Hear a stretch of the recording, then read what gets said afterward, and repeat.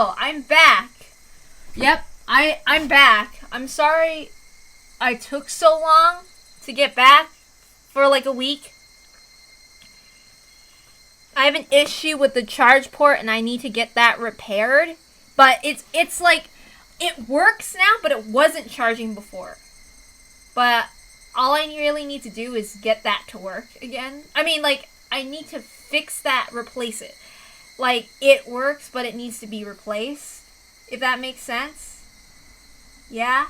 I have to get that to work. And I just need to like get that repaired. I'm just gonna try to save up and stuff. If you want to donate or whatever, that's cool. You don't have to. It's not impossible to like whatever, so yeah, gonna do what we can. Anyway, sorry I've been away for so long, and other stuff. I don't know. It's been a while, and if I don't do things for a while, I don't feel all there. If that makes sense. Let's continue.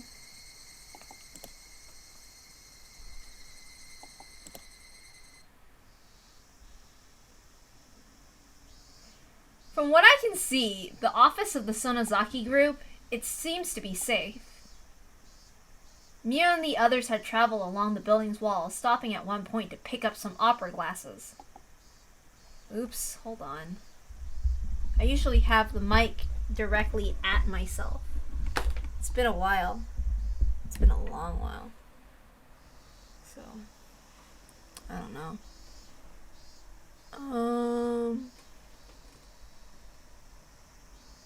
Okay.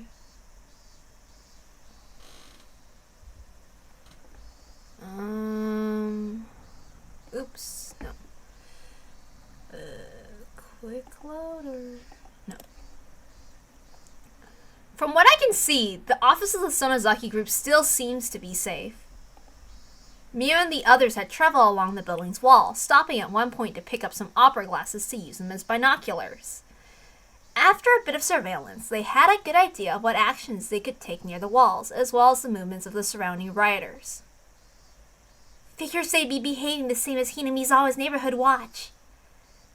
Generally, they take up positions hiding behind the barricades, but every time they hear something, they shout and race toward it in a rampage. It's ridiculous that they think they're acting reasonably. But now we know their behavior. But now we know their behavior patterns. It also means that they're at their hottest back when we first ran into them. It's not like they're racing around all the time. Right. For us, that's big news all its own. Either way, we'll be unable to do anything without crossing this river. We can't go any further without crossing. So we go quietly, or we go loudly. One or the other. Let's use the cover of night to sneak across. They'll probably set up watches, but it'll still be easier than in broad daylight. We're lucky your injury's lighter than we thought. Thanks to that, we have time on our side. Most of the pain from Mion's injuries came from pain of joints and tendons that she sprained while protecting Rena. Fortunately, the wounds that caused bleeding were all shallow.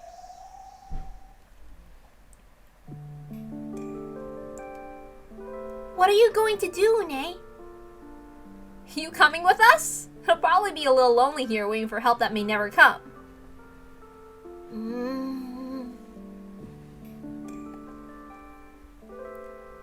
Everyone else said the same thing before leaving and getting killed, didn't they? I can understand how you feel. It's not like I don't want to leave here because it's scary. Do you trust us? It's not that I don't. The more I watch you all in action, the less it feels dangerous to stay with you. Every one of our club members is strong individually, but together we're invincible. If you're willing to trust us, then we'll definitely protect you. Although that assumes some guarantee that the Sonozaki group's office is safer than it is here. That's not an issue. They keep all kinds of emergency reserves in there so they can hold up if anything bad happens. Your family's seriously good at preparing for things. Our family's policy is to finish fights by the time they start. We owe you for saving us, Une, so we'll repay that debt to you. We'll make sure to bring you somewhere safe. It's not like I'm happy. That little girl was stuck all alone in this unprecedented disaster. Of course she'd be anxious.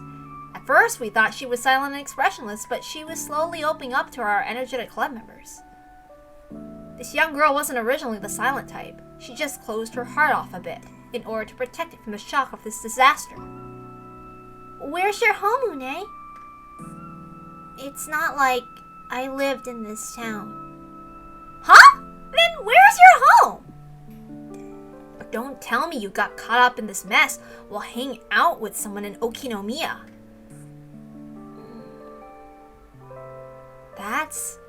You must have been real worried. Is it far from here? It's not close, but all the other bridges are broken, and I can't get home. I see. That's so sad. But there's one fortunate thing about that. Right, I suppose there is. It means that your family's not caught up in this uproar, so they're all safe. Isn't that right? That's right. That was one saving grace for her.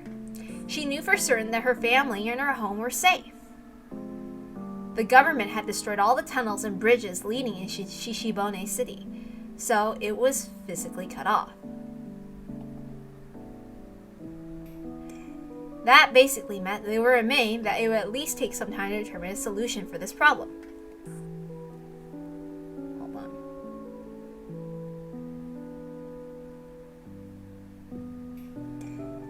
On the other hand, though, since they went that far, they were also able to keep the damage from spreading beyond the city. Those living in the city were probably depressed or enraged, believing that the government had abandoned them.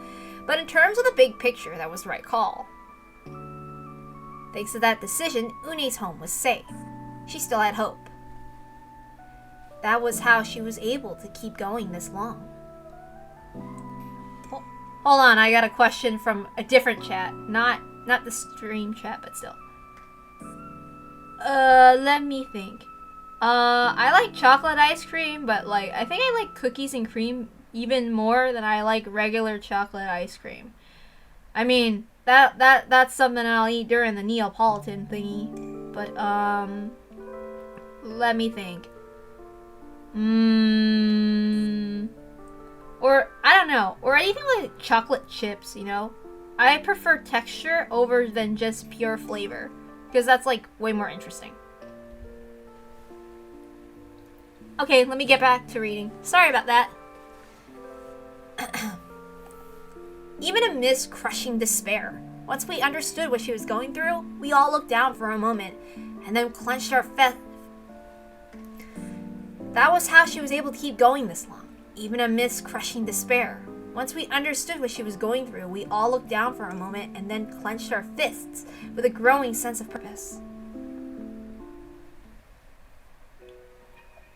If you hadn't rescued us, who knows what would have happened to us? It's very likely that some of us would have died. The debt we owe for you for saving our lives can't be called a cheap one. Yeah, that's right, Une.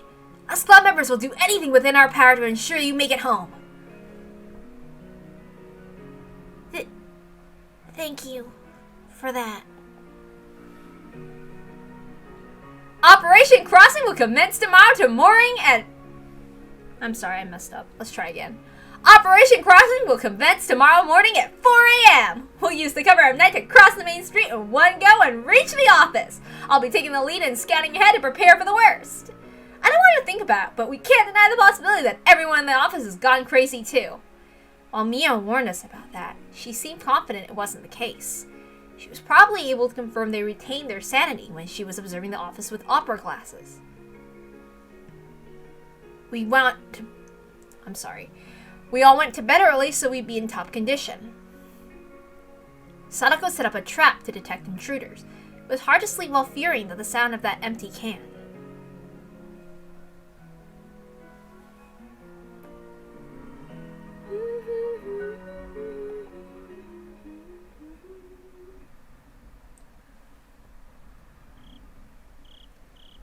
Even so, I definitely fell asleep at some point. Then I woke up to Mion poking me. It's time to get up.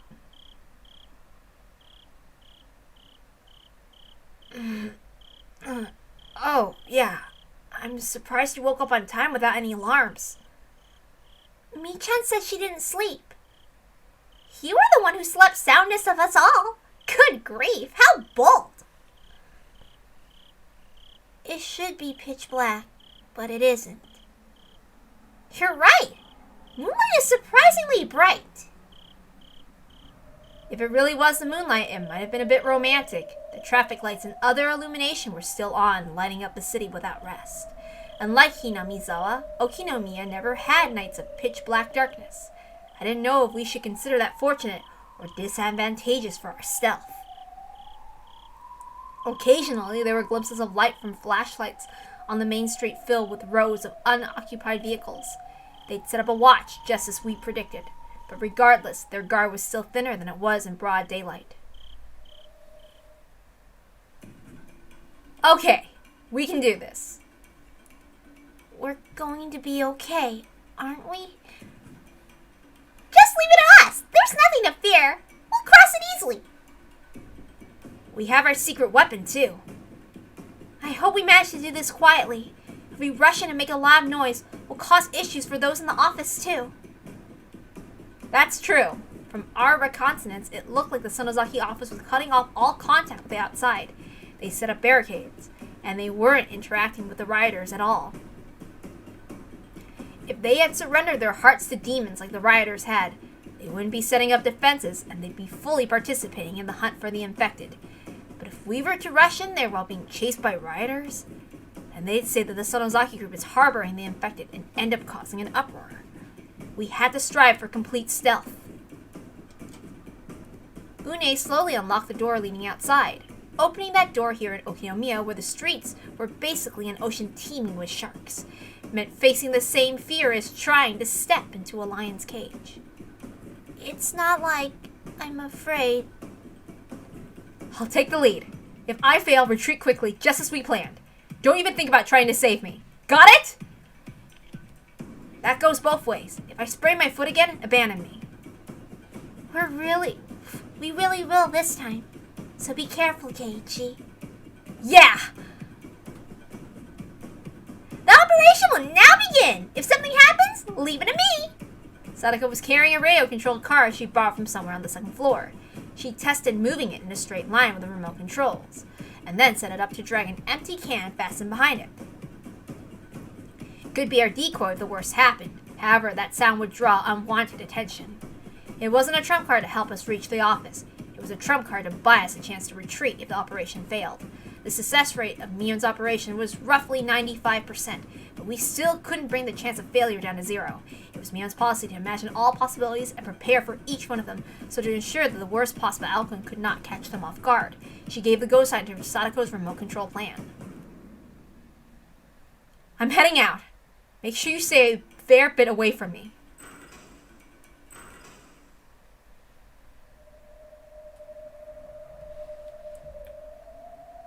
Okay, just give me a moment.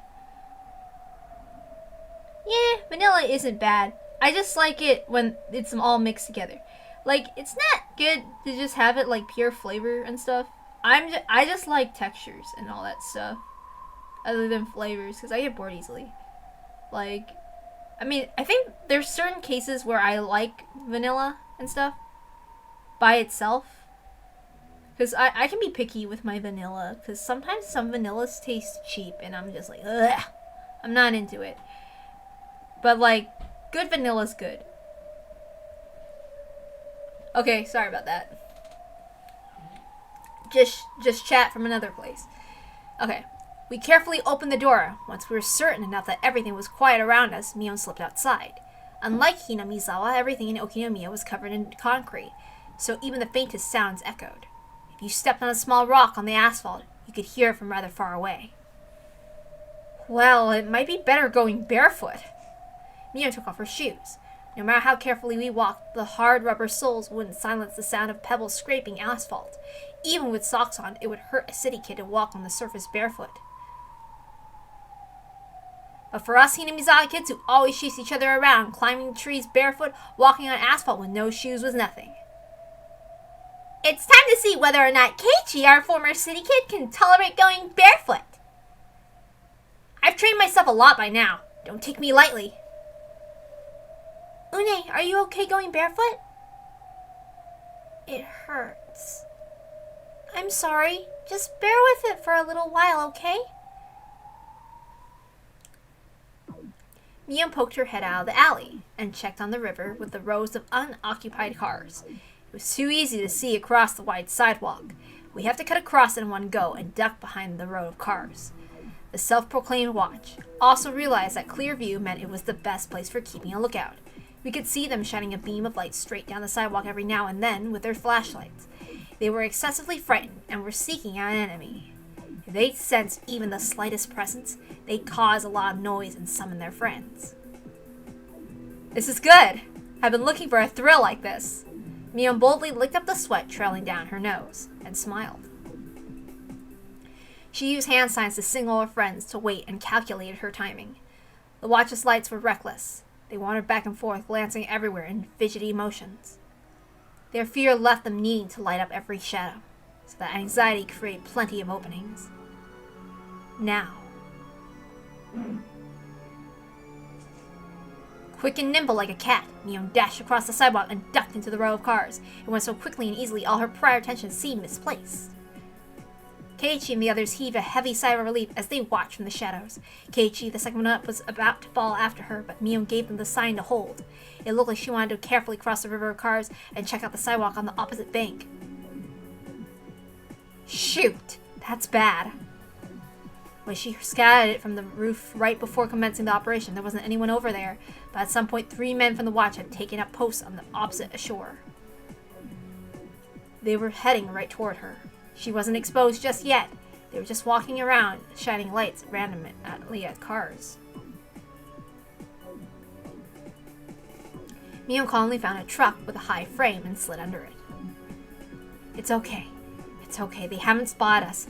If they had noticed us, would they be walking so carelessly? Even if she was 99% certain she was safe, she could feel herself sweating. Pathetic, Sonozaki Mion. I think I'd be sweating this badly over a little hide and seek. Make sure you don't overlook any infected. All their brains are damaged, plus they'll try to bite us and spread the virus further.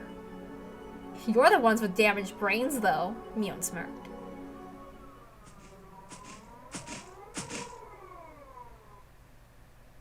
Still, once their feet stopped in front of the truck she hid under, her smile froze. Did they find her? We're done for. Calm down. They're not acting like they have. They're getting in! The men from the watch climbed up into the bed of the trunk Mion had hid under. Apparently, there were folding chairs or something inside the trunk bed. The men sat down on them, which meant the men had taken position directly above Mion. She was practically a bug pinned in place. Hey, seriously? Sweat dripped from Mion's forehead. Keiichi and the others understood the situation just as well. Mion couldn't move at all. There was no guaranteeing they wouldn't hear anything when she crawled out from under the truck. Not only that, but Mion couldn't see what was going on above her at all.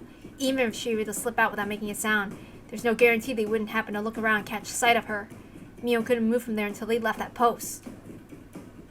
It's not like I know what to do. Is it finally time for our secret weapon? Only as a last resort.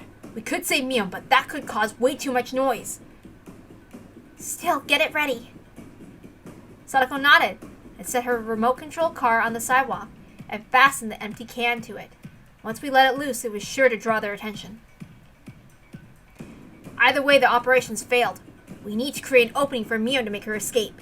It'd be better to try again later. I agree. We just had bad timing. Let's try again.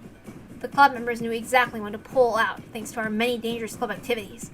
Naturally, Mion was thinking the same thing. Keiichi and the others could probably create a chance for her to escape. She'd have to slip out in that moment. Still, they had to wait for a time. There's still a chance the men in the bed above her could stand up and go off somewhere else. Even if they managed to retreat, causing an uproar now would make it difficult to cross a river a second time. Even though Mio had practically had a pin pushed through her heart, we had to stay calm and wait for our chance at victory. We should get Une back to safety first. She wasn't used to being barefoot. She might have trouble running full tilt if it came down to that. Keiichi, take Une and secure our retreat. Sadako, watch my back. Leave it to me! Keiichi, you've got a great responsibility. I know. I'll leave this to you two. Let's go, Une! Yes. Keiichi took Une and left for the time being. He thought he'd face death in Hinamizawa, but Hinamizawa was full of nothing but old people. Plus, they had a home ground advantage there. But they were playing a away game under different rules in Okinomiya. If I'd known this was going to happen, I would have played around here more. Une was panting. No one could blame her. Things were so tense. Her breathing was ragged from both exhaustion and fear. Let's rest a moment and catch our breath. Thank you. While Une calmed her breathing, Keiichi sharpened his senses and searched for anyone nearby. He sensed one. Not good. Someone's coming. I hear several footsteps. It's the watch. There was hardly anywhere to hide. If they screwed up and got caught, then their escape route would be cut off. They couldn't take any risks. There were no other streets. They had to turn back and pray the men went somewhere else. The main street was the primary artery for their watch circuit. There's a high probability they would head directly toward Ren and the others. Let's head back. We can't run into them here. We're going back again? Attacking us from both sides. That might happen. Anyway, let's head back. Keiichi's prediction was spot on. They didn't go down any other street and headed straight for the main road. There were 4 young men about college age carrying around bent metal bats. At this rate, they had attacked Ren and the others from the rear. We're pincered in? That's bad. Well, isn't this interesting? I hardly thought I'd get to feel as much suspense as I do during club activities. There's no way back. So what do we do?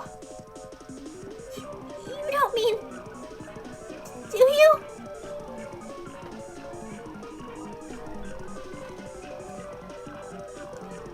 If we can't go back, then we have to go forward. We'll have to use our remote control trap to draw the enemy's attention and then seize that chance to advance.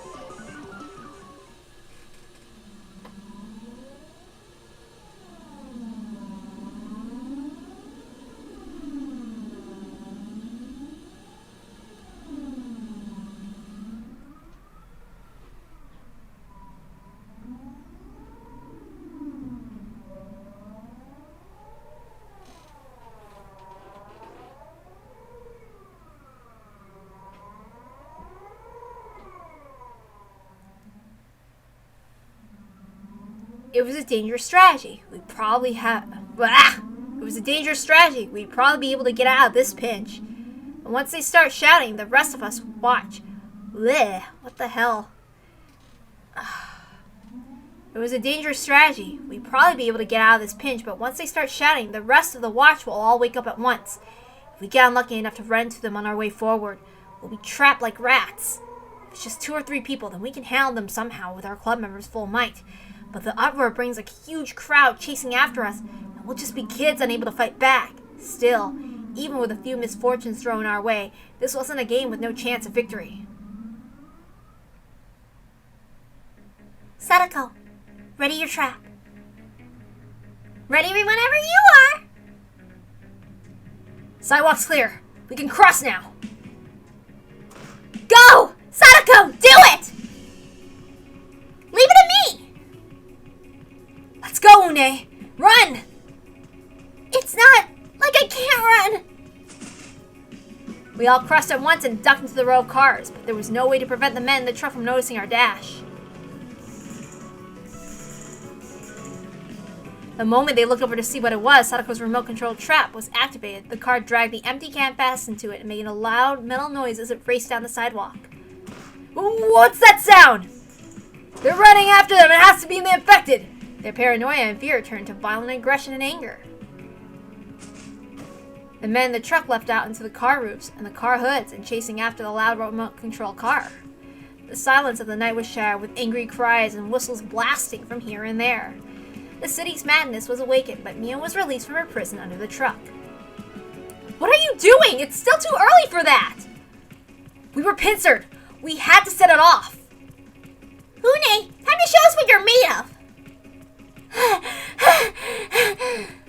We can't go back. There's more coming that way.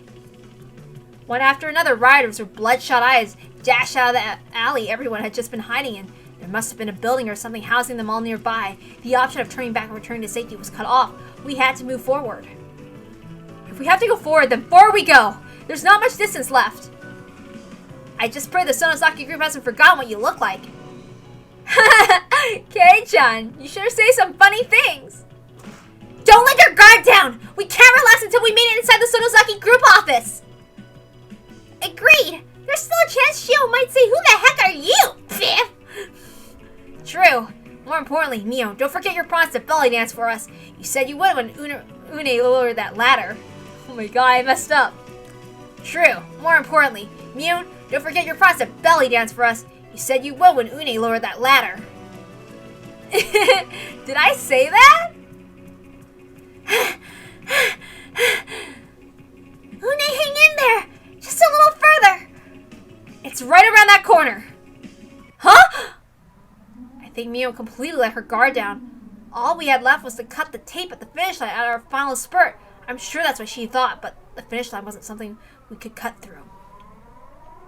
Huh? What's going on? What is this? The street was sealed off with barbed wire mesh. Either the Sonozaki group did it to secure their safety in front of their office, or the rioters did it to keep the infected from coming through, but we didn't know which. Regardless, the reality was the street was blocked off, with the office right in front of us. If we'd known about this barricade ahead of time, our strategy would have been greatly different. We could only call it bad luck. It was a perfect blind spot from the angle Mion had when scouting it with opera glasses. That slight blind spot unfortunately brought a second misfortune with its barricade. It wasn't impossible to climb over if you were prepared to hurt yourself on the barbed wire, but we couldn't force that on Une, who didn't have the resolve of us club members. Alternate routes? There's one! If we swing around from the alley across. That was when the bright beams of light shone on us all. Who are you all? There, it's infected! Our blood froze. We were finished. Une couldn't bear the fear any longer and let out a piercing scream. We were out of options. Our opponents had us beaten in build, ferocity, and numbers as well. The riders gathered one after another, surrounding us and trapping us in a barricaded alley. That was when several dry shots rang out. Mio quickly shouted, "Down!" and pushed our heads to the ground. The riders, who didn't recognize the sound of gunshots, stood there bewildered.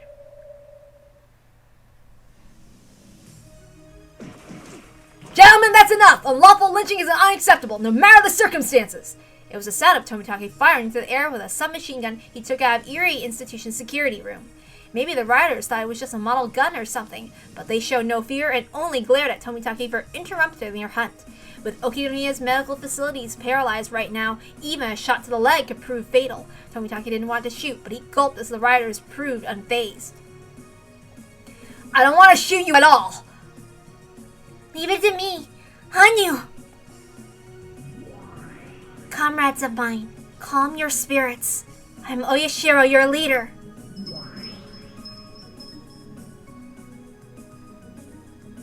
Hanyu's stern words rang out solely for the inhuman ears. The riders stopped and stood still, their mouths wide open. Eventually, they sat down directly on the ground and waited absent-mindedly. Even if Takano had modified them to be more ferocious, they were still Hanyu's brethren. They couldn't escape the power of her words. The eyes of Mio and the others went wide with shock, but they realized that this was their narrow chance to get out alive. Everyone, go now! What's this? What's going on? It's Oyashiro power. Nipa! Thank you for rescuing us, Rika! Tomitake! We heard the commotion. We made the right choice rushing over. What are you all doing out here? The office of the Sonozaki Group was just beyond here. We weren't aware of the barricade and got cornered like rats. Pathetic! You cut that close with my sister on your side? Shion!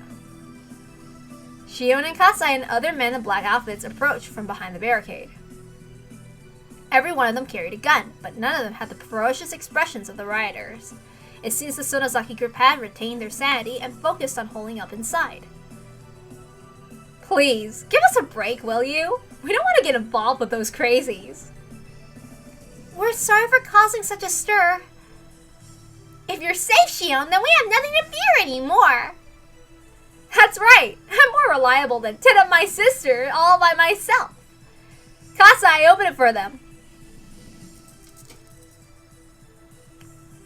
Come in, everyone. Kasai unlocked the padlock on the chain securing the barricade's doors shut. Still, what on earth is going on? What happened to them? What on earth? You don't need to worry about them. If you leave them alone, they'll eventually wander off. Now, why don't we just appreciate this chance granted to us through Oyashiro's miracles? Come on, Une, you're safe now. There's nothing to worry about now that we have Shion with us too. That's right. Sadako understands at least. By the way, who's this girl? Hello there. She's Une. She saved our lives. What's the matter, Hanyu?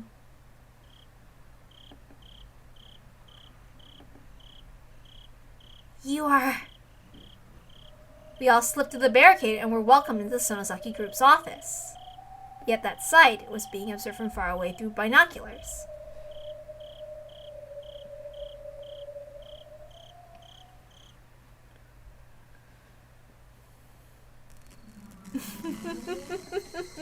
I found you. That's the girl.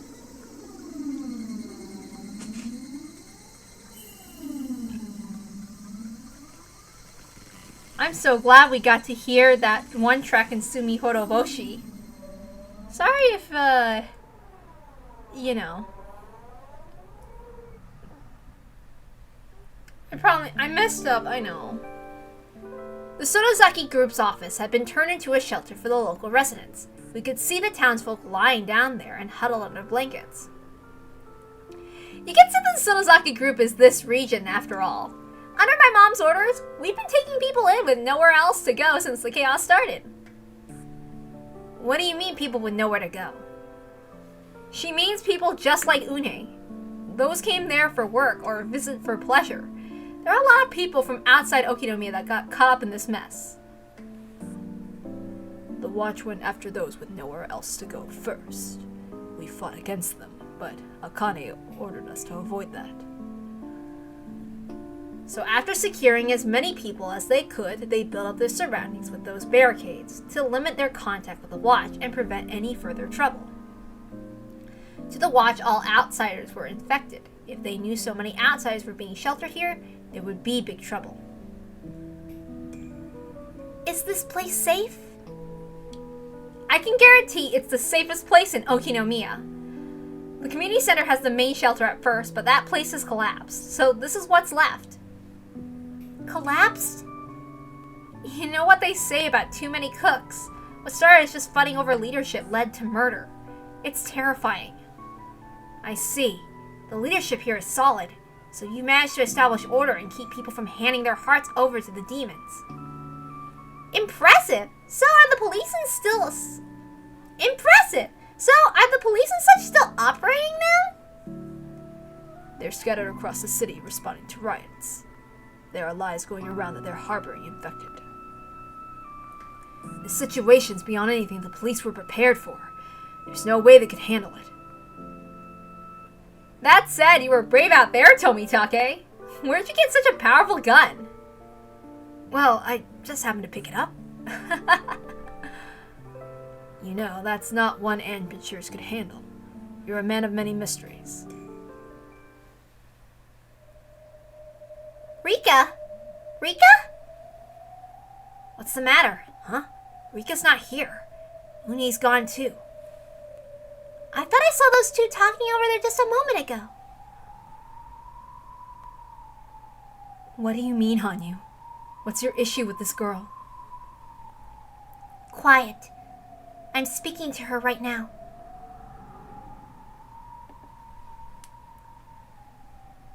What are you saying?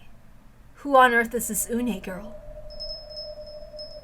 The sound of a tuning fork echoed in Rika's head. The tone gradually changed, almost like it was being well tuned. Rika understood. This was a conversation between inhuman beings. It was like they were using a radio. They were searching for the right wavelength to allow mutual conversation, which meant this Une girl had to be. This is Hanyu, leader of the Horn people. Who are you? That was when both tones began to resonate.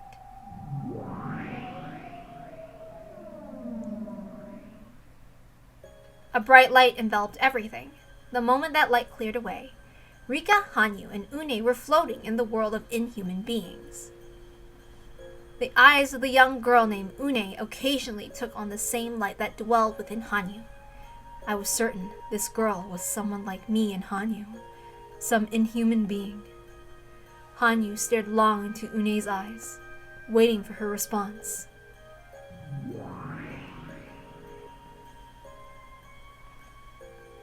I am Une. I am afraid. There's nothing to fear. We have no intention of fighting anyone. What people do you come from? What followed in response wasn't words, but something conducted through telepathy. Various images were practically forced into Rika's head, like she was being compelled to daydream. The ocean of stars in space, her blue earth shining in the distance. Apparently, Une was something that had only recently arrived on Earth. She finally arrived at this land after a long journey, just as Hanyu's people had. So that's the case. After your long journey, you finally... I was frozen in that pitch-black ocean, and I finally reached this land. Yeah. Rika finally realized it. She was terrified. She had finally arrived here, and now she was anxious as to whether she could live safely or not. It wasn't unreasonable. From her perspective as an inhuman being, it was far too dangerous in Okinomiya with the current uproar. The people turned ferocious by N173 were killing each other in sight out of hell. It was far too sad for her to receive such a welcome, after finally reaching this land after her long frozen journey through space. Hanyu then followed up by sending Une images of what she knew. For a while, Rika's head was flooded with both their passing of images. Her mind was like a television screen flickering between channels. Then they finally understood each other's upbringing, circumstances, and present situation. Rika was also able to convert those concepts into human words and understand it vaguely. First off, she understood that Une was the same age as Hanyu and Tamura, an inhuman being. She was one of those inhuman people from space who live within humans, just as humans lived on Earth. She reached this planet just the other day. However, that was according to said inhuman being's perception of time, so it might have been several years. Her body had finally acclimated to Earth, and she had just regained self-awareness. She was more of a seed as she drifted through space, and only regained her self-awareness after taking root here on Earth and finally budding. Rika also understood the special nature of Une's people. The special nature of Hanyu's Horn people drove people to paranoia when they grew unstable and caused their hearts to become possessed by those demons. That was a disadvantage for them when trying to coexist with humanity. It was a problem for both Hanyu, Tamura, and the Horn people recognized. That problem is also an aspect that Takano showed interest in. In Une's case, her people carried no such disadvantage. They were much better adapted to coexisting with humanity than Hanyu's people were. So unlike you, they're the type that Tamura would have welcomed. There's no way that Tamura Hime... Oh. Let's try that again. So unlike you, they're the type that Tamura would have welcomed. There's no way Tamura Hime no Mikoto would welcome any new arrivals. To her, both Une and I are equally terrifying invaders. Une's people possess strength nearly equal to Hanyu's. Strength. The image that's pouring into my head is the strength of the plant's roots. Fragile flowers that bloom beautifully in a flower garden will sometimes be overtaken by wildflowers with powerful roots. It's that same strength. In Hanyu's world, their peoples were better described with the concept of plants than animals. Yes, even in the world of plants, there was survival of the fittest. Hanyu and Une had a very strong power to survive. Their people were hardy species with strong roots. So what about Tamura's people, the one that views you as an enemy? Her people are much weaker than mine. However, that's no one's fault, nor is it fate. It's just the special nature we were born with. To these inhuman beings, the earth was a big flower bed. They were all trying to sow their seeds and allow their species to flourish. In the past, Tamura's people were only flowers blooming in the flower bed of earth. Then Hanyu's species showed up. With their strong reproductive ability, they quickly dried up Tamura's people and increased their population. So of course, from Tamura Hime no Mikoto's perspective, they were invaders. On top of that, Hanyu's species posed the risk of destroying the flower bed if they grew unstable. Nothing could survive if the flower bed was destroyed. So that's why Hanyu's people agreed to confine themselves to Hinamizawa, the flower bed best suited for them, until they were able to gain the power to coexist with their flower bed. Yet now, this Une, a species with the same amount of strength, has once again entered the flower bed. Fortunately, Une's people will not harm the flower bed. However, they possess the strength to easily wipe out Tamura's people. We have no such intentions. We just want a bit of land for ourselves. I understand how you feel. I support you in this as well, as one who's crossed the ocean of stars. In that case, she's just arrived at the worst possible time. It's hard to imagine Tamura welcoming another species, with Hanyu's people running rampant like they are now.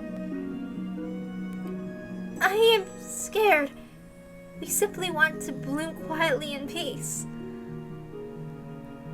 There's no land beyond Tamura's reach? Nearly all the land of Japan belongs to Tamura's people. Even if she were to leave Japan, there are other peoples living in those lands too. So Earth is like a full apartment complex. Oops, my bad. So Earth is like a full apartment complex with no vacancies. But I believe Tamura Hime no Mikoto's people are claiming too much. We must respect those who lived here before us, but they should share the land. Tamura's a bully for monopolizing it, huh? Why don't you just go... wait. Why don't you just all go Sengoku era and compete for the land? Survival of this is the law of nature, right? Because that would lead to something terrible. Our flower bed and this very plant would meet its end. Now that you mention it, you and Une are equally strong, right? About what would happen if you fought? I don't want to fight. I don't want to fight either, and there's no point in fighting her anyway, because our strength is equal. Meaning what? In our case, the flower bed would go to the fastest one. I don't want to fight. So you're saying the people of Hinamizawa can't be infected by Une, right? That's right. And likewise, the humans with Une's parasite can't come down with Hinamizawa syndrome. That would be correct. I think I might have figured out how to identify aliens. Anyway, something's nagging at me. This means... Hanyu, What were you doing again? Did you hit your head on tofu or something? We can't allow Takano to run wild, right? She's trying to spread H173 throughout the world. So our goal is to stop that, right? Yes, it is. But what about it? If you're an idiot, you're a huge idiot. I can't believe it. 2 birds with 1 stone. I don't really understand you. We just need to forget about Tamara and help this girl live freely on our planet. I mean, the humans possessed by Tamara's people can be taken over by Une, right? And the people Une's taken over can't be taken over by your people. The pair of stupid aliens both tilted their heads in confusion. It makes sense. Now all the pieces are in place. I know the identity of Takano's devil. This is all we have to do. So we just need to get Une into the people of Japan faster than Takano. Once we do that, no one will become infected, even if Takano spreads H173 everywhere.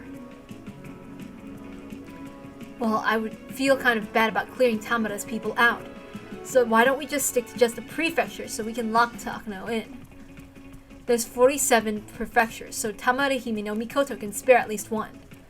Once we've surrounded Takano with Une, she won't be able to spread the infection any further. We'll see out the spread of H173 and be able to prevent further damage. Now I get it. That development would prove fatal from Takano's perspective. Une has to be the true identity of the devil she spoke to Tomitake about. That's the only thing that makes sense.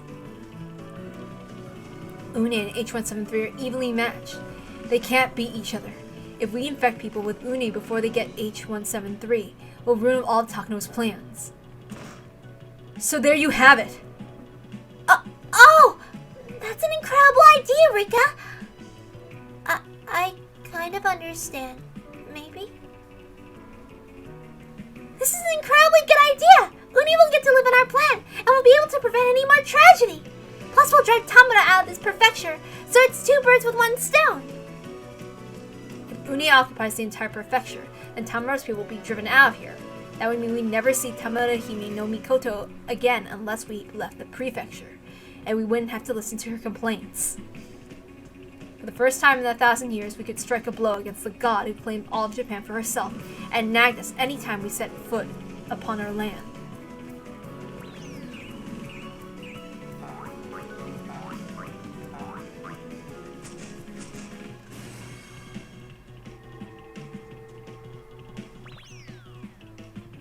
Hanyu is dancing with joy. She must be thoroughly at odds with Tamura.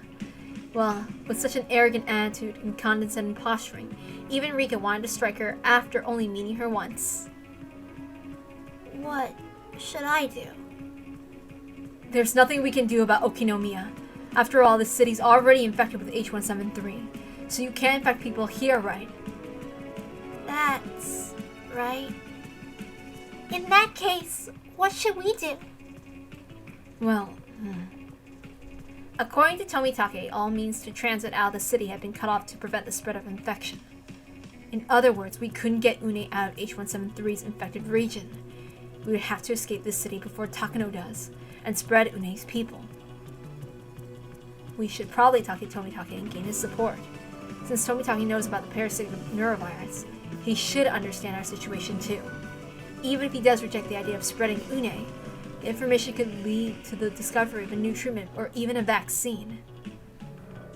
Rika called Tomitake over and explained the situation. Of course, gaining his understanding took until dawn, yet even so, he ultimately understood. Interesting, alright. We'll have to leave the decision up to Tokyo, but her existence it's a huge deal. If Une's willing to cooperate, then we can prepare comfortable accommodations for her as well. I wouldn't be opposed to being uncomfortable. Tomitake's an understanding man. I'm sure he'll treat you well, Une. I'm happy. The end of this tragedy is finally in our sights. Well, we can't claim that until we get Une outside the city. But at least one's problem solved, I suppose. The Sonozaki Group office was the safest and most tightly guarded place in Okinomiya. It had food, resources, weapons, everything. They had Tomitake's understanding and cooperation. They had Une's cooperation as well. In terms of chess, they were now a few moves away from checkmate. It was the perfect time for their opponent to give up. Unless the Joker, Takano, caused some kind of uproar. Plus, there's that obnoxious Tamura Hime no whatever. She's not likely to welcome what we're trying to do now. That was when they heard the ringing of a tuning fork, and bright white light enveloped both Rika and Hanyu. She's here. Tamura Hime no Mikoto.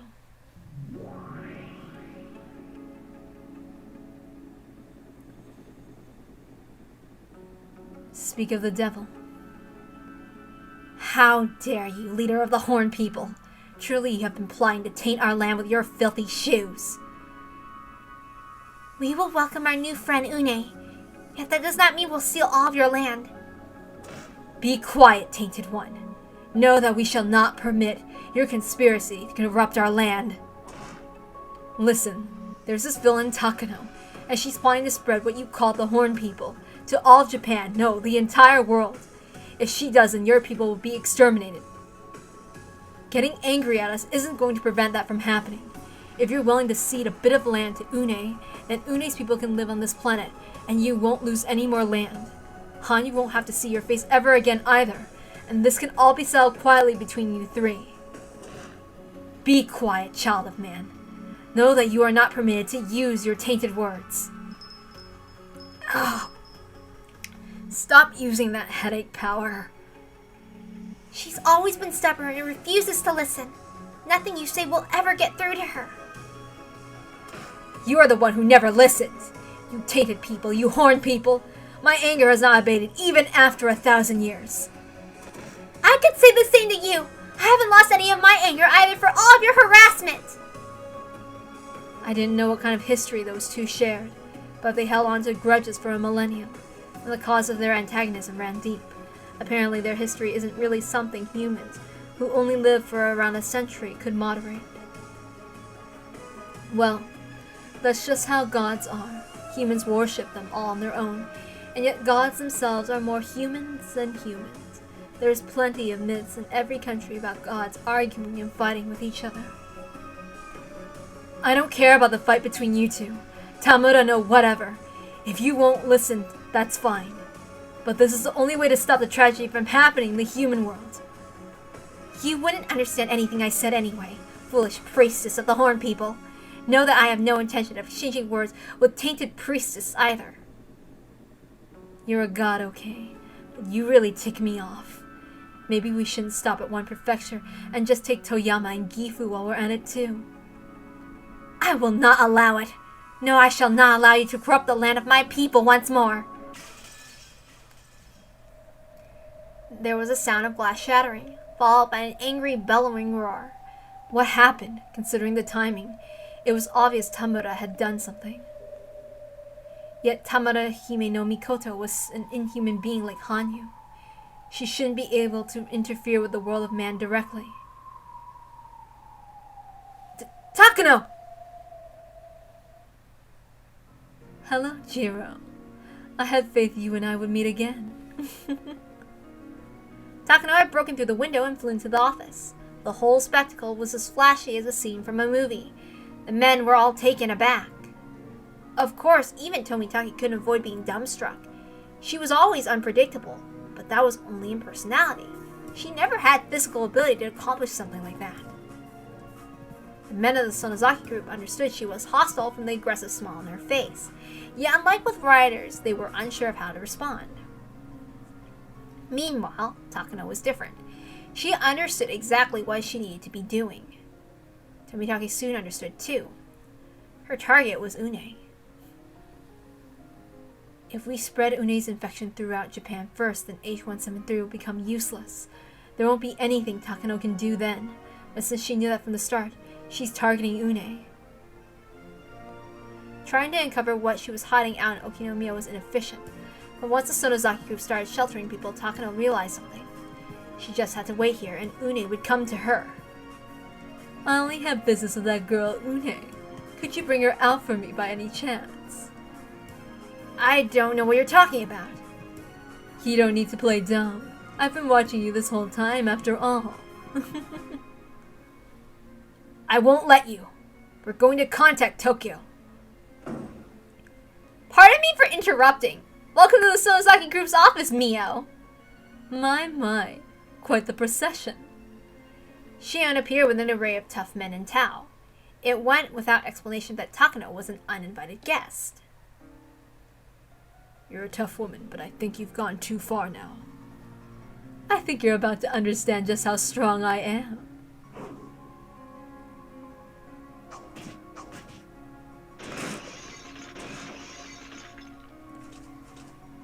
Takano grabbed one hand, each in both of her right and left hands, slamming them against opposite walls. Where did such monstrous strength come from in that slender frame? No, even someone huge couldn't have produced such strength. The physics of it were all wrong. Even if her slender frame did house monstrous strength, she couldn't have easily picked up those big men and thrown them so easily from that particular stance. Shion, Kasai, and the other men watched in shock. And all they could do was stare at Takano's otherworldly power. Shion, if you don't pay attention, then your head will get splattered everywhere. Shion's dumbstruck eyes met Takano's, and for once she grinned with fear. I couldn't blame her. When a human witnesses something beyond their understanding, they're completely unable to act until they can explain it. Takano's arms looked like huge bear paws to her, and before she could blink, those arms were swinging ferociously towards Shion. Look out! As Kasai shoved Shion out of the way, he grabbed Takano's swinging arm and used her own force to capture her arm behind her and shove her body onto the floor. My. What a frightening person. Where on earth did you obtain such strength? Uh-oh. Kasai, way to go! He got a good lock on her joints and pressed her onto the ground. No matter how much strength she had, she couldn't be able to struggle any longer. Takano wriggled in an effort to escape, but she just looked like a pathetic bug pinned on its back. You should cease your futile resistance. Kasai's a scary man, so if you struggle too much, he might break your arm. I won't do it unless it's necessary. But I'm no gentleman, so forgive me if it comes to that. My, oh no. I really can't move. With her joints locked so securely, it shook her enough for her face to twitch in pain. Yet Takano remained collected and seemed amused at her inability to move. Is this the full extent of the power you're granting me? It's not, is it?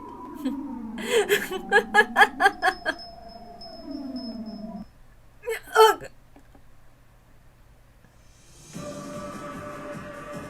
Uh-oh. Takano used her other arm, and with just that single arm, lifted both herself and the grappler Kasai. It was like they were watching some kind of circus performance. No. Takano's irregular, monstrous strength allowed her, with just one arm, to lift both herself and Kasai into the air. Even Kasai couldn't avoid being shocked. In the next moment, he lost his hold on her. She spun Kasai like a blender, throwing him against the wall. You're having too much fun! Shion got behind Takano, with pale blue sparks could be seen. She'd driven her trump card, her stun gun, into Takano's body. No matter how strong you are, no body can withstand electric jolts. Yet Takano just calmly turned around. My. What is that? That's impossible! To think a mere child would do such a thing for the priestess of a god. What a bad girl. Takano's hands sealed the hold of Shion's face. Oops. Takano's hands seized hold of Shion's face. Shion groaned and fought back, and we heard her skull grating, her resistance like a baby's against Takano's fist-like strength. This is your punishment, okay? The next moment, Shion's body was splayed out against the wall. For Shion, it was no different than her body being slammed into the ground. It felt just like she'd been thrown out of a second story and slammed into the hard concrete ground. Her body slid down and crumpled onto the floor with a groan. Yet Takano was able to walk towards Shion again, looking for something else from her. Stop this now, Takano! I don't want to shoot you! Oh my, Jiro. That's a very interesting idea. I'm very curious to find out if a human weapon can injure me now. Takano gazed at Tomitake's machine. Damn it! Stop! Takano gazed at Tomitake's submachine gun with amusement. Didn't seem to be a uniquely Japanese scorn of assuming it was just a model gun either. She was truly smiling, keenly curious as to what would happen if she were shot by it. Tomitake failed to understand that too. Right now, Takano had to be gifted with some sort of supernatural power. You made Takano your priestess, Tamarohime no Mikoto? How could you be such a fool? Be quiet. Know that I shall not listen to you. I shall punish all peoples who dare to taint our sacred land. Know that your hindrance is useless. Prepare yourself. Une! I haven't done anything. Insolence! Know that your corruption lies bare before my eyes. It was never my intention to. She said the same thing when I arrived here and tore me badly. She's just a bully. Tamara, no whatever. I hold no grudge against you, but I personally dislike your priestess. So sorry, but if you're choosing right, then we're choosing left. Priestess of mine, the devil Une stands here. Now's the moment to slay her. So that's why you are Une. Takano looked at the wall. She could see Une's figure through it. Une also noticed she was being stared at and shuddered. Run! We can't stop her!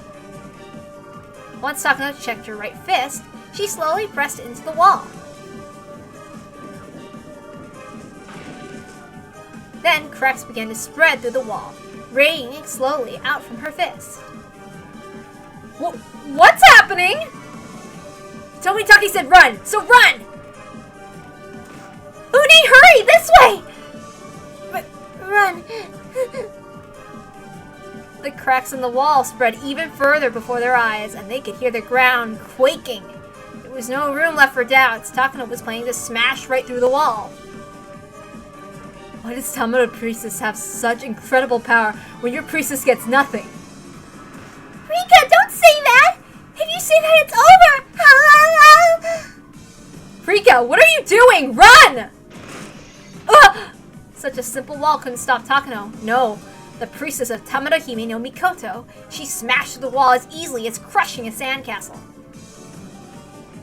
I found you, Une!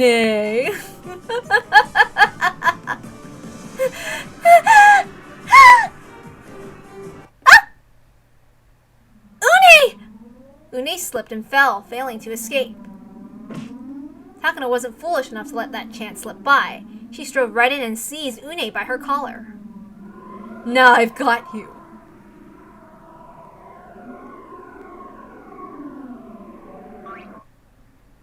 Sorry! It was the pretty misfortunate girl, Sadako! Did you think it was Une? Too bad for you! While she had kept her composure with a gun pointed at her, Takano's mind went blank for a moment after that. After Riga shared Une's secret with them, they prepared the ultimate trap to protect her. They had Sadako, who was close to her height, change in her clothes and take her place. Of course, the slip and fall was all a calculated move to draw Takano's eyes toward her. The shock of seeing her otherworldly power smashed at the wall wasn't enough to overcome the thrill of trying to catch her in a trap. Sadako! And here's a present for you, fool! Sadako took advantage of Takano's stupor to place something onto her head. It was a pair of white, fluffy bunny ears? Now, Hanyu! Here I go! Flash! What? Huh? What's this? Bunny ears? Huh? Hanyu had used her inhuman powers to interfere with Tamara's own power for a moment, creating a break in protection that Takano received as her priestess. Of course, since Tamara was very powerful due to ruling over vast regions of land, Hanyu could only break her power for a moment. However, that moment was plenty. Taking you home! Taking you home!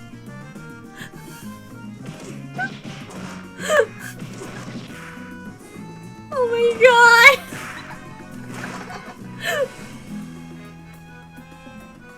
Rena's heavy blow was concentrated on Takano's face, and Keiichi swept her feet in the opposite direction. Takano's body spun in the air and slammed face down into the mountain of rubble she created herself. If she had Tamara Hime no Mikoto's protection, then Rena's attack would have been a little more than the toying of a house cat. But in that one moment, she reverted to ordinary Takano, which meant that it was a finishing blow. Takano suffered a concussion and passed out. What's going on? Is Rena really human? I'm surprised. After witnessing Takano's supernatural power just a moment ago, she and the others could replace their shock with strange smiles. Of course, because they just witnessed a club member instantly beat her with her superhuman strength. Don't go saying I did nothing, okay? This is my strategy, and I advise it after considering our situation and all of our members' abilities. Oh, sis, you're here? I didn't notice. I can't believe she took down that monstrous version of Takano so effortlessly. I can't take this seriously. Une, there's nothing to fear anymore. You can come out now. It's not scary anymore. Une timidly emerged from the shadows where she was hiding, wearing Sadako's clothes. Normally, we wouldn't have been able to fool Tamara Hime no Mikoto's eyes with just a change of clothes. Takano was certainly able to see Une even through a wall with her divine power. Yet, when Takano broke through the wall and saw her with her own eyes, her human perception took priority and she mistook Une for Sadako because of her clothes. That's why she fell for the club member's trap. My priestess! How could you? Takano's passed out. You can't lend her your power anymore. It's amusing the Japanese word for passing out is written as losing God. Tamara may have been granting Takano powerful strength as her priestess, but she couldn't give her anything while she was unconscious. It's unfortunate for you. This wasn't our first or second time dealing with Takano. This happened because you underestimated the power of my priestess. Now, Tamara Hime no Mikoto, you shall be silent for a while. Hanyu Flash! What the hell? Hanyu made scissor symbols with both her hands and placed them near her horns, causing a bright light to rush forward and banish the sight of Tamara Hime no Mikoto. Apparently, erasing the image of Tamara didn't mean defeating her, though. But I'm still grateful we won't have to see that annoying face for a while. Tamara made a stream and posed like a defeated Sentai villain before disappearing. Now let's get Takano all tied up while we can. She was incredibly strong, too. We need to bind her with chains. I felt sorry for her. Takano was just a frail woman without Tamara's power, but her bonds were ridiculously secure. Well, that settles that. Is everything settled for us? It is! That means that old nuisance Tamara is gone now. Tomitake will take care of the rest. Isn't that right? Is that true, Mion? Amazing! You have everything here! Well, there's nothing we Sonozakis can't get a hold of. What's going on? Apparently there's a powerful radio here. Sounds like Tomitake can use it to contact the outside. It was a Sonozaki's illegally modified radio. According to Tomitake, it could send out signals without being affected by the radio's interference. I'll test it to see if I can contact Tokyo. Une might be the savior we need after all. In order to use the neuroparasite as a weapon, it was essential to have a vaccine for it. So the strength of Une's roots would prove a most powerful vaccine against the infection of H173 and the other viruses like it. Tokyo would definitely be interested after that. You're incredible, Tomitake! You can do anything! Well, I just studied it a bit as a hobby. That's the end of our grand adventure, I suppose? I hope so. I'm already exhausted. I can leave this town now? Yeah, you can get out. Well, you'll probably have to be held... Oh wait, oops, hold on. Let's try again. Yeah, you can get out. Well, you'll probably be held prisoner for a while though. But they can't do anything without your cooperation, so you'll be treated well, I think. Une, welcome to Earth. Let's both bloom together here on the planet. With Tamada Hime no Mikoto as well, of course. I'm so happy. Thank you, Hanyu.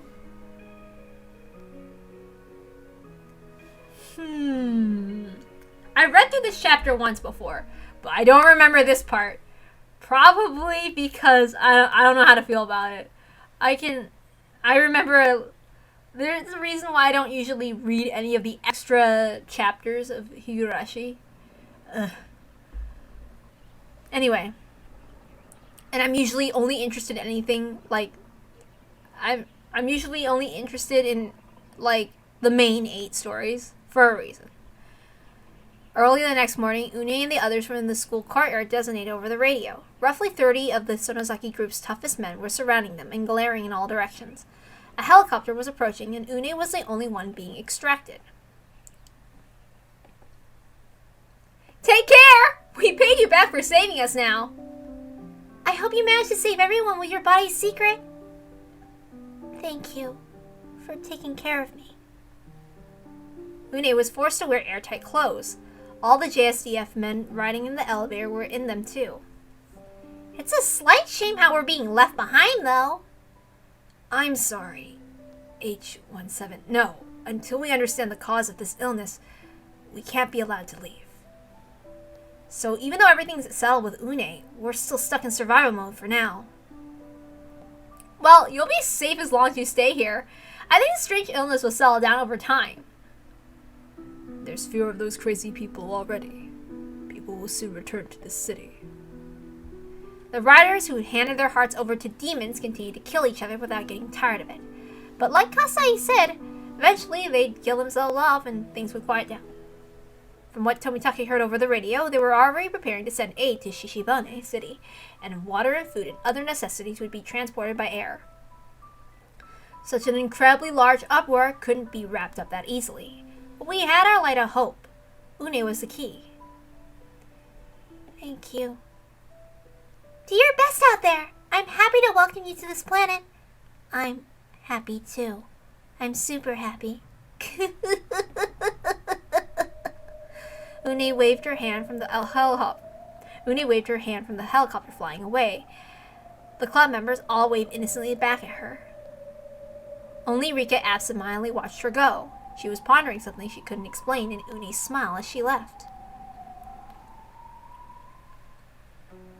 Afterwards, she was transferred to Tokyo's facility, the National Institute of Infectious Diseases. With the disaster already reaching several 100,000 people, it was no longer possible to cover up the existence of Hinamizawa syndrome. The world was already in an uproar over this mysterious virus capable of making humans go randomly violent. Of course, the secret research institutions of the major nations that knew about the neuroparasites were paying attention to the progress of the current neuroparasite biohazard. They dispatched many researchers to help, because there was no guarantee it would remain solely Japan's problem once it reached that point. Samples of Une's cerebrospinal fluid were taken and transported to the most classified research lab of each nation.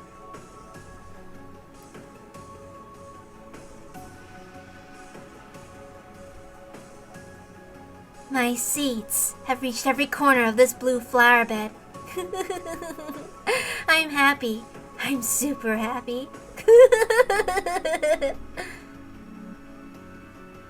Foolish leader of the Horned People, tremble in fear at your sin of unleashing that terrifyingly corrupt people upon our world.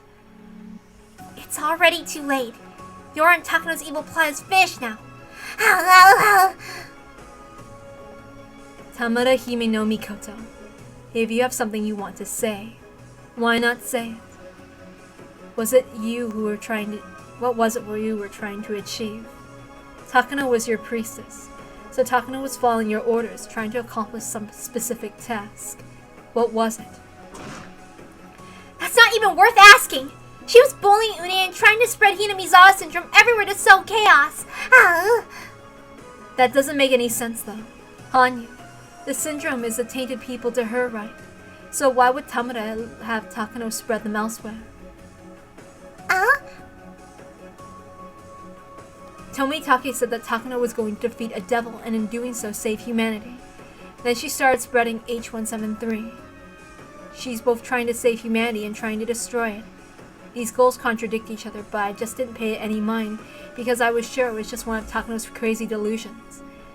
But if it was all just as Tamada ordered, then none of it was meaningless. A mere child of man, let alone the priestess of the foolish horn people, wouldn't understand even if I were to tell you. Ah, how foolish you are. Please don't look down on me. Unlike her, my head isn't filled with cream puffs. Rika, I don't understand what you're getting at all. Tamada loathes the horn people, so why would she try to spread them outside of Hinamizawa? It can't be. The horn people and Une's people had equally strong roots. On top of that, Tamada called Une a devil. And she told Takano that she would have saved humanity. You had Takano spread H173, so Une couldn't spread herself. Yes, after all, just as those infected by Une couldn't be infected by H173, the reverse was also true. If you infected them with H173, they couldn't be infected by Une. But if she infects them with us, then those with weak minds will be in big trouble. There's no worry about that with Une, though. How do you know that? You just convince yourself if that's the case. After communicating with Une, right? In other words, you've just accepted Une's claims without question, haven't you? I see. It appears the leader's foolishness has not infected her priestess. That means you've made a hard choice.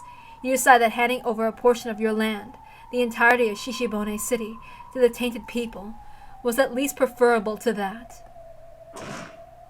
Isn't that right? Which means that you knew about Une, didn't you? Hers is an accursed race, which brought forth great catastrophe upon her motherland.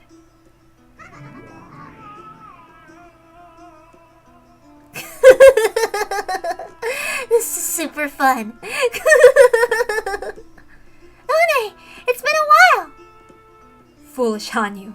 Know her true nature and tremble with terror at your sin. Tamada Hime no Mikoto, you totally pulled a fast one on me. The moment I awoke and tried to bloom, the flower bed around me was already filled with that fool's flowers. I'm sure she did get you good. This cream puff for brains is a useless weed, but her roots are strong enough that you couldn't beat them. You tried to make your infection explode through the population, but since Takano had already spread H173, you couldn't do that. I was at a total loss.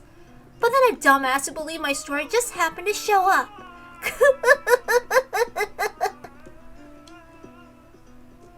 Even though her brain was an empty cream puff lacking even in cream, she finally realized that she'd been tricked. Hanyu had believed they understood everything about each other after her communication with Une. Hanyu had openly shared everything about herself because she was so simple, but that wasn't the case for Une. She cleverly hid her true nature and her terrifying plot to deceive Hanyu. Which means Tamada Hime no Mikoto. You saw through her, didn't you?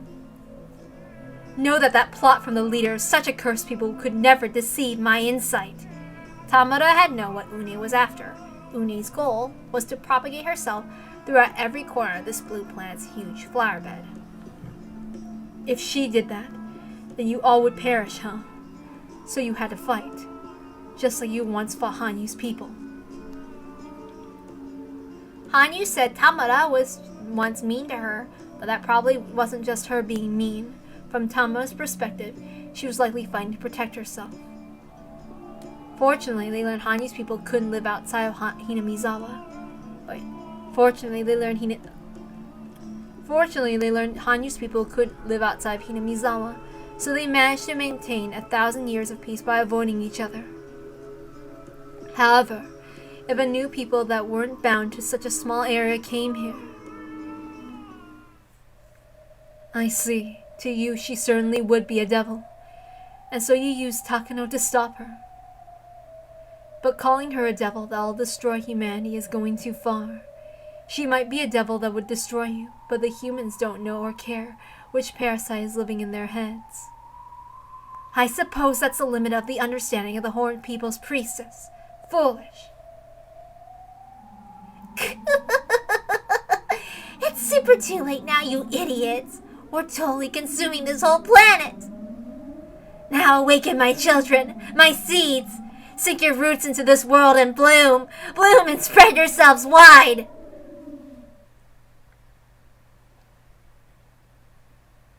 Une spread her arms like she was spreading a pair of wings, and issued her orders to all of her children scattered throughout the whole world.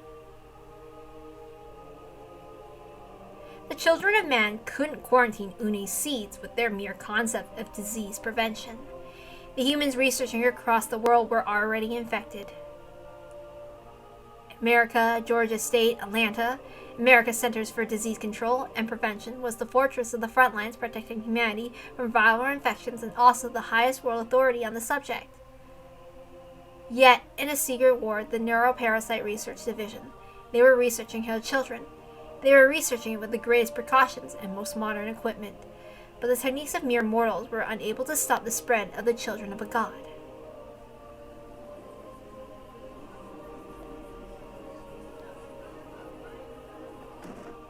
The head researcher first collapsed on a bus on his day off. People rushed to his aid one after another and collapsed as well until the driver also lost consciousness. Fortunately, the bus has already stopped, yet that wasn't a silver lining, because neither humanity or even inhuman beings possessed the means to stop the spread of Une's children.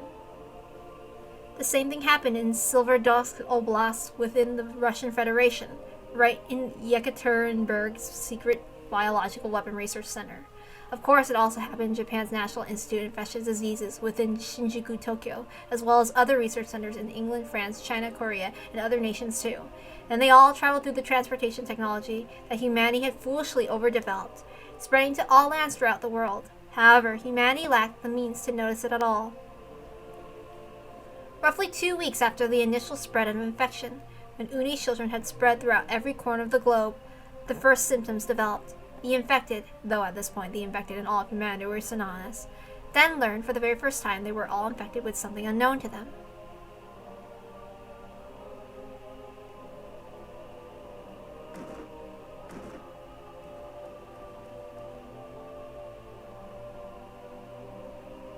People were afflicted with intense drowsiness.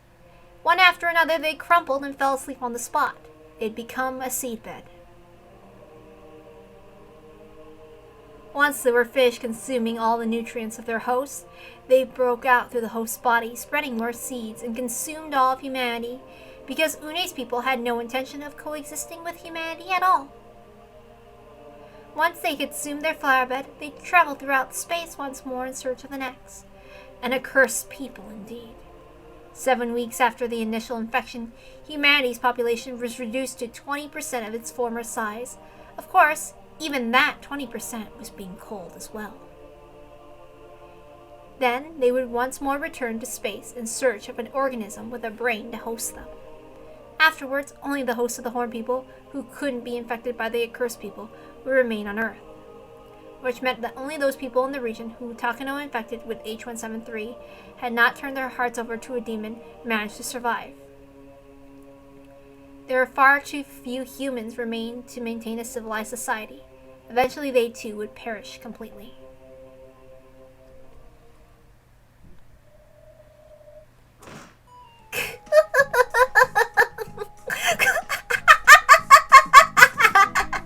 Super fun! Super happy! Super awesome! Super duper! Super Une? Consuming everything is my people's only entertainment, and I mean consuming an entire planet is super fun! Once my people have consumed them all, no one will be able to get in our way. When faced with me, the weak flowers of this planet are like sugar lumps over 4 hot coffee. You sure done it now. You pretend to be so weak, so you could use us to advance your plans. Well done. I couldn't fool Let's try again. I couldn't fool Tamura Hime no Mikoto. She was clever. Do not underestimate me. Know that I am the leader of the people ruling over this nation of Yamato. Yet that hornhead and her priestess, you two were super easy to fool. When the god's a fool, so is the priestess. You two are both super dumb. When the god's incompetent, so is the priestess. You're a useless god with nothing useful to your name, no power, and no supernatural power either. You're a super Dumbo.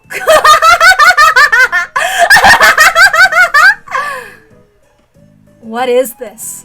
She's taking me off 5 times as much as Tamura. I really agree. It's really annoying to hear her call us incompetent. Know that you're indeed incompetent. You're a tainted people, and now foolish people. You should hit your head with a steam bun and die. Well, I never knew that Une was going to destroy the world. It's not my fault. You know that all the other races are enemies, yet you just handed it over to her. There's a limit to how stupid one can be. You could have just told us that, Tamura! So it's your fault, Tamura! Be quiet. I will not listen to your tainted people. This is super duper fun! Perish, you stupid gods of this blue flower blend! You're stupid humans, you incompetent priestess too! Une laughed loudly, while Hanyu and Tamura insulted each other like children. It seemed quite pathetic that this was a fight between gods, who had brought about the extinction of humanity. Rika placed a hand on her forehead like she was enduring a headache, but her frustration was winning at that particular moment. Listen, I don't consider myself a human, and I don't care if our world is destroyed. But there's one thing I just can't forgive. The fact that you looked at me, Furude Rika, who has overcome the mountain that has hundreds of deaths, and called me incompetent. The term incompetent is what you use for a man who goes off on the hot spring at a critical moment. You intend to oppose me? You, a mere child of man? That's super funny. Rika pulled something out of nowhere that glinted with a silver light. What is that? Don't you know? It's a kitchen knife, a cooking tool, the perfect instrument for chopping up food, and detestable people. I'm super laughing right now. How do you plan on fighting me with a tool of mankind? That's super funny. Super good. From the perspective of humans, those inhuman beings were like a moon on the water's surface. She could swing a weapon all she wanted in the world of man, but couldn't even disturb the water's surface, let alone harm the moon floating in the sky. However, for them to manifest in the world of man, they required a priestess. To put it in human terms, they required a queen carrier as a host. If she defeated Une's queen carrier, was that correct to say? Or was it better to say Une herself? Then she could at least deal a decisive blow to her. However, my body is super beyond your reach. You can't even leave Shishibone City, so you can't lay a finger on her. Nearly all of my people have been taken captive. I have no idea where she is at the present. If only I could have taken her down while she was trapped in Shishibone. But thanks to this tainted cream puff. That's enough! Honestly, it's your fault for being so petty, Tamura, and holding a 1,000-year grudge over a single meal! I'll never give you a single grain of rice that has been dedicated to me! I was starving! You could have spared a little! Stop it, you two. Besides, this battle isn't over yet. Oh? And how are you gonna face me by yourself when I super involved your entire world? That's super funny! The battle isn't over! This battle is super over already, Totally! You're right. This battle is over already, as far as you two can conceive. But from my perspective, it isn't over yet. No, perhaps it's more accurate to say that this battle was over the moment you revealed your true nature. It's over, and it's my victory. What nonsense is your priestess spouting? How can she possibly save the world in this situation? I want to know. I super want to know. I'm the one who wants to know. It's already too late. The world's ending. How are we going to save this world now? Hey, how can you not understand? Have you forgotten how this is used? You're going to hack open Une's head with a knife? If she were not a god, I would command you to behead Une indeed. You two both have your heads filled with free cream puffs. I'll teach you how this knife is used right now. Oh, and what do you totally think you're doing? The cause of your defeat was revealing to me your true identity and whereabouts. Huh? You know where Une is right now? How do you know when Tamara doesn't? Still, even if you did know, you've got to know there's nothing you can do if she's not here. It doesn't matter where she is right now. Back then, she was here in Okinomiya. That's all I need to know. What are you saying? I super don't get it. Let me tell you something. You're going to lose. Because you made me mad.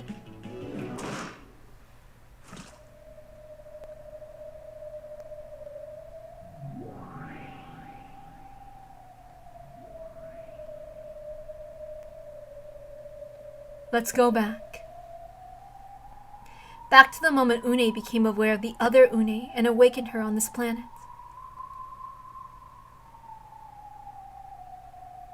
It was the day before Takano started spreading H173. Since Une had just awoken, her presence was still faint. Tamara had yet to grasp her whereabouts. Une had learned how weak Tamara's roots were. She was making preparations to bloom at once and spread her people everywhere. Tamara had given up on discovering Une's whereabouts and welcomed Takano as her priestess to prepare her bitter plan of stopping Une's explosive spread. Her plan of having Takano spread H173 before Une could, which meant that at present, neither Une nor Takano had spread anything at all. The world had yet to reach the point of no return. In other words, if Une's ambition could be halted on this day, then it would all have to end before it started. But that was impossible, without a time machine.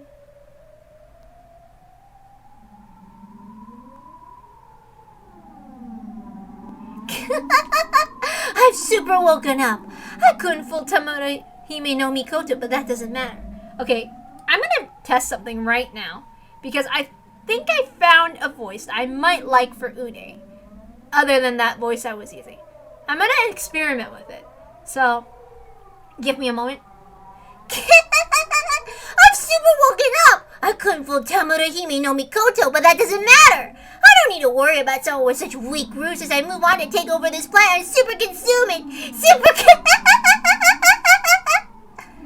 Une's ambition of conquering the world with her people was born here in this small town of Okinomiya in rural Japan.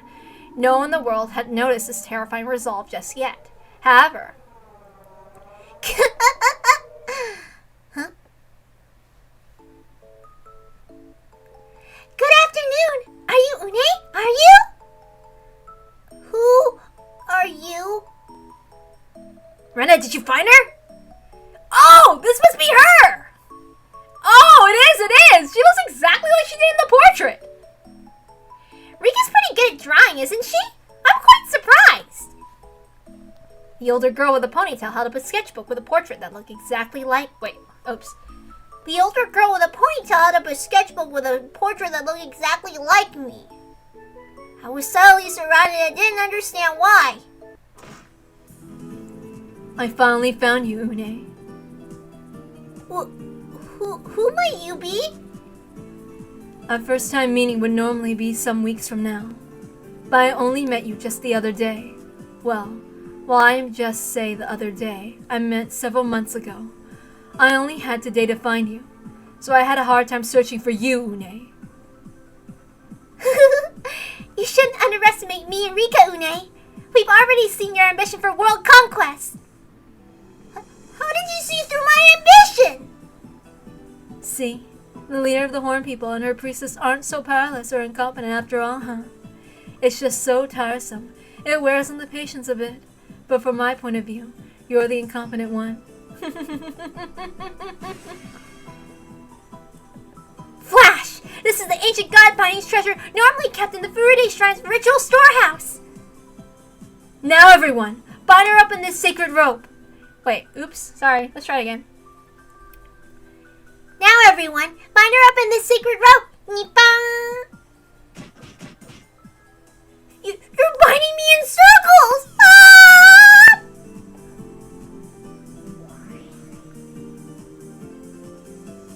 Oh, to think you find Une so easily when I couldn't uncover her. You have my thanks, children of man. You've shown yourself, Tamura Hime no Mikoto. By the way, you're equally guilty. If you just let go of your pride and asked us for help, you wouldn't have needed to cause such a huge disaster in the first place. I am the proud Tamura Hime no Mikoto. Know that I would never indebt myself to the savage and tainted horn people. That's why you're just as guilty. Flash. Whoa! What? The god-binding treasure! Ah! I'll think of a voice for her later. I might change it right now to experiment. How about that? Now we captured all the ringleaders of this commotion. This is a tragedy that could have been prevented if you and Tamura weren't on bad terms in the first place. You said the two of you fought over a single meal, right? It's not my fault! Tamura shouldn't have been so stingy! She had so much being offered to her! It wouldn't have hurt her to share a bit with me! In other words, you stole from her. So you're just as guilty. Flash. Is this why you brought 3 sacred ropes with you? Ah! So I'm changing Tamura's voice. I'm gonna go with Fugu voice for Une, and then for Tamura, I'm gonna test it out with what's her name? That one. So she speaks like the people in she speaks like Gertrude and Cornelia. I'm gonna switch to that. So yeah, I have to go back and redub all the voices for those two. But if that's what I have to do, so that I feel like their voices match more to their appearance than the voices I was using prior, I'm gonna do that. We heard the whole story from Rika. You're all gods, right? I wish you'd give a little consideration to the humans you're endangering. It's good that we prevented it ahead of time, but this might have turned into a terrible disaster, you know. It wasn't just terrible. I experienced it firsthand. Anyway, it's not good for us if you gods don't get along with each other. Still, they're awfully cute gods, aren't they? I imagine they'd have much scarier faces. I am Oyashiro! This treatment isn't fair! Why, you children of man! It is outrageous to show me such disrespect and call me cute! Hold on. What was her voice? Let's try that again. Hold on. Okay. Why, you children of man! It is outrageous to show me such disrespect and call me cute! How on earth did you know about my ambition to conquer the world? I can't totally... Wait. Fuck you. Let's try that again. How did you know about my ambition to conquer the world? I totally can't accept this! Une, why were you planning to destroy our world in the first place? Because we're super love consuming everything? So then what about after you consume and ruin everything? How long does it take you for you to find a new planet? It takes long enough to drive you crazy, doesn't it? And I'm betting you're feeling lonely that whole time, aren't you? Aren't you? But Tamura told me to get out. That super ticked me off. At first I thought about living here peacefully. Tamura's bullying Tamura's bullying is the root of all evil! You all would have made the fatal mistake of letting Une escape the city! So in short, Une decided to destroy the world because Tamura Hime no Mikoto told her to get off this planet. Yes, that's right. So then Tamura refused to talk to Hanyu, or Uyashiro about it because they fought and decided to resolve it herself using terrible methods. I didn't want to borrow any help from the tainted people. Yet the whole reason they're on bad terms in the first place is because Hanyu stole some of her offerings, right? It's my fault! I can't believe you're treating me like I'm the main cause of all this! Yes, quiet. We heard the defendant's excuses. To sum up, you're all at fault because you three couldn't get along. Une finally made it here to Earth after a long, isolated journey, too. I think Tamura could have tried to accept her a bit more. Just a bit. And Tamura Hime no Mikoto, I can understand you might resent her for eating your offering, but to stay on bad terms after 1,000 years and then refuse to consult her or ask for her help in a time of need, only to ultimately take drastic actions on your own, isn't very praiseworthy either, you know? For starters, this whole problem became more complicated because Hanyu just refused to apologize. No one should get mad over just one meal! I will never reconcile with that starving, empty-headed cream puff! I just wanted to share a little bit of this flower bed with me. Yeah, you bullied me, Tamura! See? Did you see? This is really all Tamura's fault! Une is a devil that would destroy everything! Une is the one to blame for all of this! I think Tamura's hatred for all the other races all started when Hanyu went and stole some food from her. If Hanyu hadn't done that, then Tamura wouldn't hate outsiders and she might have accepted me. You know that is exactly right. This cream puff for brains is all the cause of this. I refuse to be treated like I'm the one to blame! Ah! Silence! Now we'll hand out the verdict. All three of you are equally guilty of the crime for failing to get along, so your punishment is having to play games in our club. The three of you can happily play games together and deepen your camaraderie, so you can all forgive and forget what matters most. Consider this a generous sentence from the priestess of the Furude Shrine. You'll just be deepening your friendship over some fun games! Once you've all had fun enjoying the same experiences, I'm sure you'll get along better, I'm sure!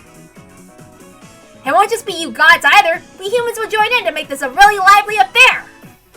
However, we club members never take it easy on opponents, do we? We'll have to show you plenty of our gratitude for getting us humans caught up in your fight between gods! It's no fun when you gods fight by yourselves and we can't participate. So we'll take this opportunity to teach all three of you that you shouldn't take humans lightly, okay? What fools! We are gods! We'll not be defeated in a mere games of man. I'll totally never be defeated by mere humans! Uh-huh. So you humans are challenging the gods? Then we won't hold back either! Tamura Hime no Mikoto was a steady player. Her style focused on defense more than offense, so she should have been a tough opponent. Une was likely to toy with us magnificently using her sly tricks and fluid adaptability. Then Hanyu had her indecipherable dumb luck. She was the greatest opponent in a game involving chance. They were still gods. There was a real reason for them to lose a game to humans. However, when it came to games, the club members weren't human either. Ah, I don't feel like reading these.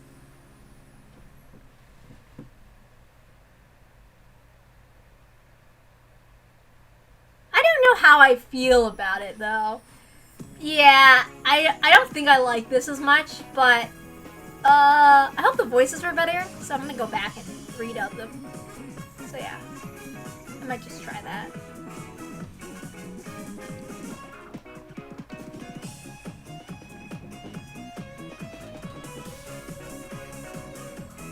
I don't know what else to say.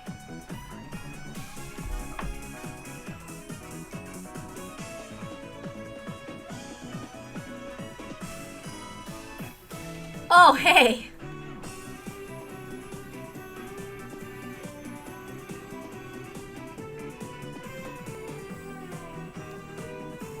What? Okafurude?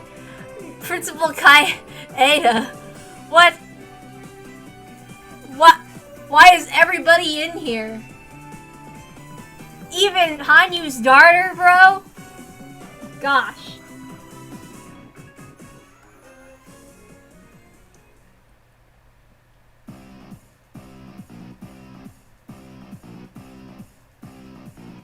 And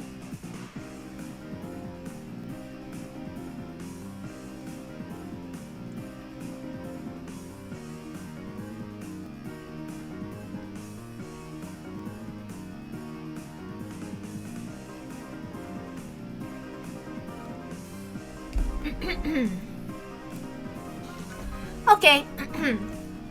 Well, since Tamura's the dealer, she discards first. know that the powerful luck of gods. I'm discarding a green dragon and declaring double Richi. Pardon me, Hannah Man, all green, 4 concealed triplets, single weight. That's 4 Yakuman, or 128,000 points.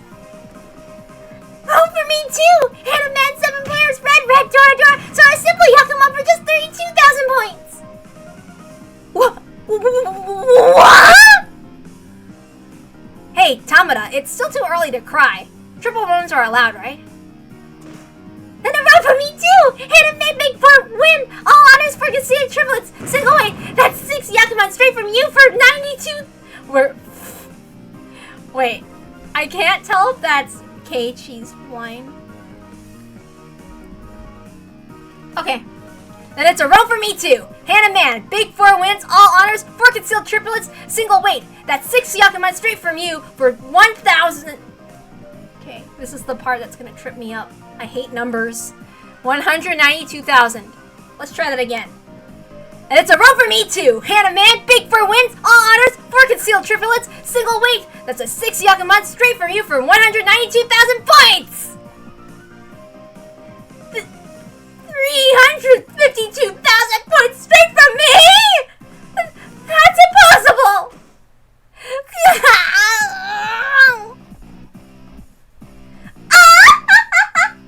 That's not enough to pay that, even if we collected all the points stakes for the table! Now here's your punishment game outfit. My god. I don't understand why I must bear such disgrace! Nipa, poor thing, poor thing. Still, this is an incredible outfit. What's it even from? Nipa, it's a dream collaboration with blah blah blah so she can pretend to be an adult pro wrestler. Ta-da! Now I'm out! I'm out now too! I'm just one card away from being totally out! Hold it! You didn't say Uno.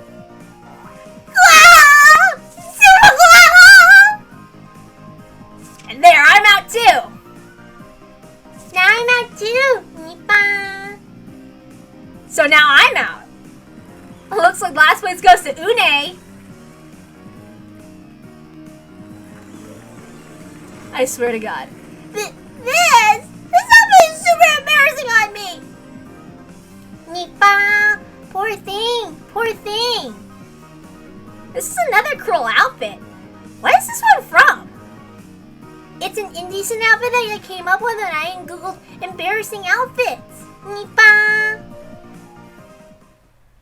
Rika, what the hell? You won't take me down like you did those two.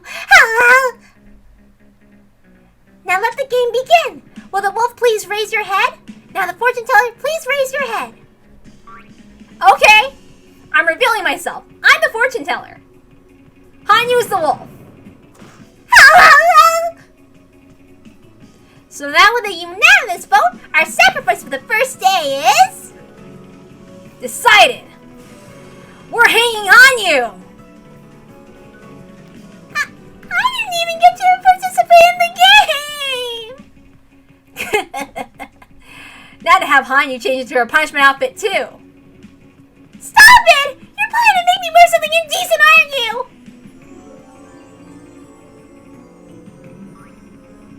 Like something from her erotic doujinshi! Or like something from her erotic doujinshi! Oh my god. Sorry, I didn't pronounce the word doujinshi right.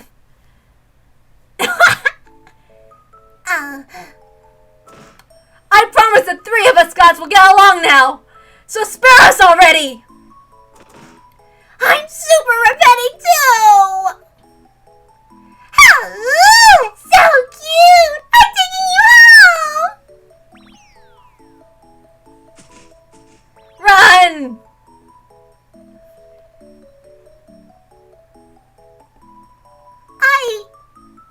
I won't accept this!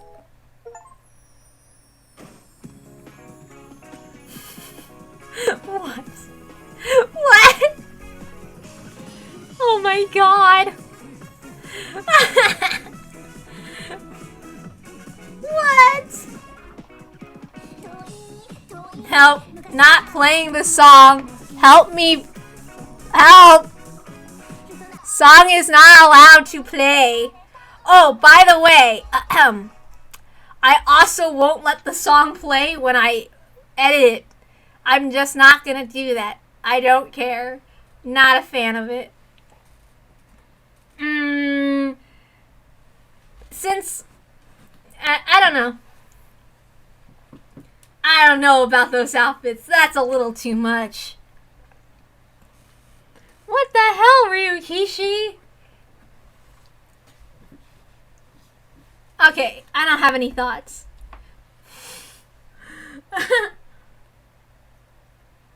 But I hope the voices are better for them or suitable. Cause I don't know, I just tried to come up with a fugu voice. But it's hard for me to try to like remember how the voices should sound. Cause I'm trying to do like Cornelia's voice and it's hard for me to maintain that. Because it's not like, I don't know. Sometimes I just can't get the feel for it. So it might not suit her. I don't know yet. I'm still trying to figure it out. But whatever. What happened has happened. For the voices. I tried to make Une sound like a gremlin in the sense of Fugu, gremlin you. Or something like that. I don't know. Tried.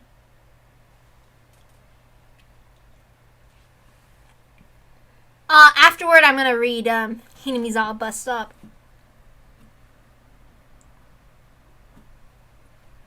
Tomorrow.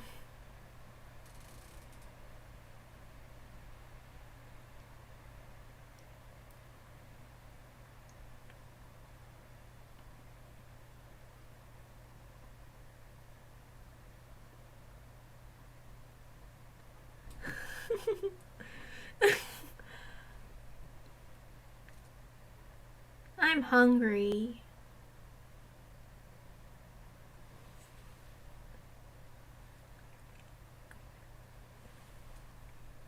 Damn it. I don't know. Yeah, I'm not reading that one. Sorry. No, I'm not gonna let that song play. I don't care. I don't like it. Just like I don't like Happy Dochi or something, or Lucky or something. I don't like that one either. Sorry. I don't like the cute songs. I like cute things or stuff, but like this is not my thing.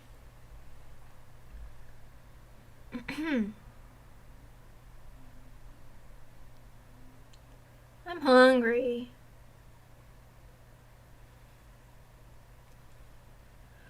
I want to eat.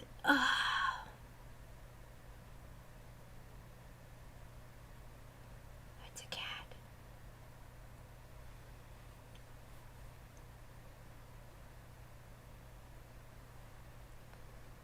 You can just look at the quiet. I'm not that big of a fan of. Like I said, I like with I like whatever extra Higurashi stuff. I'm not that big on it. I think like the best extra Higurashi content are like some like in Higurashi, was it Ray or something? I don't remember.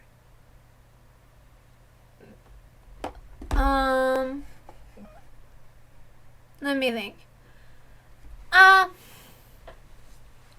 Like, before we continue, the best extra Higurashi content, I'm still not a fan of Saikoroshi. I like them better than the others. Like Kamikashimashi or something. I don't remember that name very well. Kamikashimashi is at least better than, is it Hirukowashi? I'm not sure about, like, some of the stuff with, like, the Rena one where she has that one is okay-ish, I think. Not the one where Keiichi is being a weirdo with, like, the Soul Brothers. That one's the worst. That's the worst. And the Kamikashimashi ending is about the same as how I feel about with the Soul Brothers one. I don't remember their names. I don't bother to remember the names of arcs I don't like.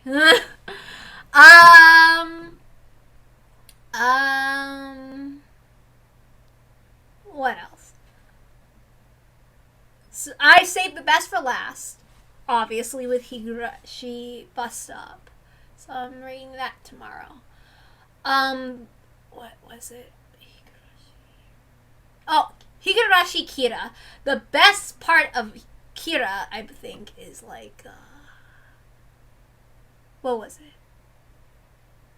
The part where we see baby Rika go back, like, she is at the modern present, and then Hanyu is just thinking about, like, her returning back to the past, where, like, she's still, like, an innocent girl, and then she's gonna face 100 years of suffering, and, like, Hanyu wants to stop that. Oh, that one was my favorite. That was the best one. Like, I would have preferred that. That one's better than Saikoroshi. I don't care. That one's my favorite. I don't care about any of the Higurashi. Like, anything after Matsurabayashi, I don't care about. That's the only thing that I care about. I mean, Kamikashimashi and, like, an Outbreak are pretty cool. I just don't like the ending again as much. As I've pointed out those reasons already. Let me think. Like, they're fun. Sometimes I kind of think it's kind of like, they're fun, but, like, it's just like, you know, meh. It's hard to say. It's just kind of like, yeah, some parts is just kind of like, I don't know how I feel about the Takano fight battle thing or stuff. I guess it's probably because, like, they ended it off so lightheartedly in that sense, if you could say. Yeah, that's probably it. It was like kind of serious, but also lighthearted. But also, like, the other issue with the writing is that Ryukishi skipped too much this time, so it's just kind of like, I don't know. I just feel like it's too much, like, paraphrasing of events through Keiichi and stuff, so it doesn't feel as good. The tone is definitely different from the other Higurashi titles, which I don't like. If I had to talk about other extra Higurashi content, all the good ones I've read are in the manga. I haven't gotten the heart healing one yet, though. I've only collected up to, like, all of Sumi Horoboshi. But, like, the Midnight Killing arc, Yogoishi, that one's good. That one is good. I don't usually read any. I'm not into, like, the extra game arcs. I don't really care about those. But I like that one. That one's good. Like, that one is actually up to the quality that I would say is, like, for the other stuff. And it's better. To me, it's also a better arc than the time killing arc. That one is really boring for me to read. I was so bored. That one was so boring. I couldn't stand it. Like, if like Hirukowashi or Batsukoishi or something like that, one of those two, if those are, like, uncomfortable for me, time killing arc is bad because it's boring for me. I hate boring stuff. Like, it's just like when we, like, time killing arc is like when we go to Angie's timeline and we're learning about the modern shit that happens. It's like, that's it's up to that. That's boring. I hate that. I hate those parts. I don't really care. And then let me think. What else do I want to say? But this is the first time I will be going through Hinamizawa bus stop. That'll be my first time. I hope it's good. I think I've heard from people say it's good, so yeah. From what I've heard. So I look forward to it tomorrow. So yeah. Like the midnight killing arc in the manga is pretty good. Hits good emotional beats, just like in the other Higurashi stuff with Akira Otobe. I recommend reading it. Even though like it's sort of Higurashi related in that sense, but it takes place in a more modern or present time.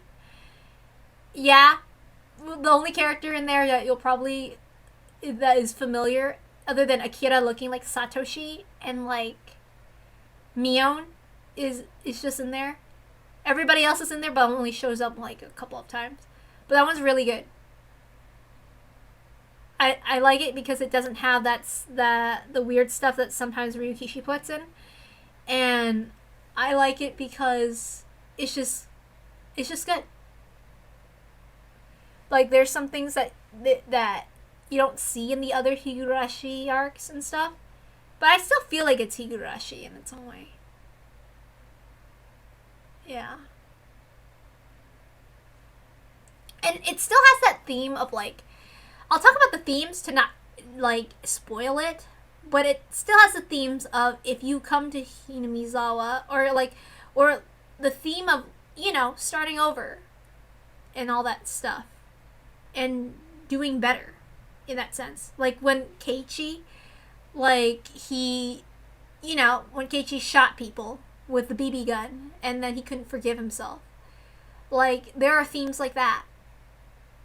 So even though Midnight Killing Arc, it doesn't have most of the characters that we would consider familiar, but I would say that Akira Otobe is a more interesting character than Akasaka. Oh, one of the things I wanted to point out is just like, it's kind of funny. One of those like Rika's like, Akasaka is incompetent. It's kind of funny because Akasaka's voice actor is Battler, so it's like also it's like saying Battler is incompetent. I wanted to point that out, but I didn't want to like just talk about it right away. Anyway, I had fun. Good night. I'll probably play other streams. I can still like do things. It's just that it's kind of hard to explain. It's just that there are things that kind of need repairs. Anyway, bye.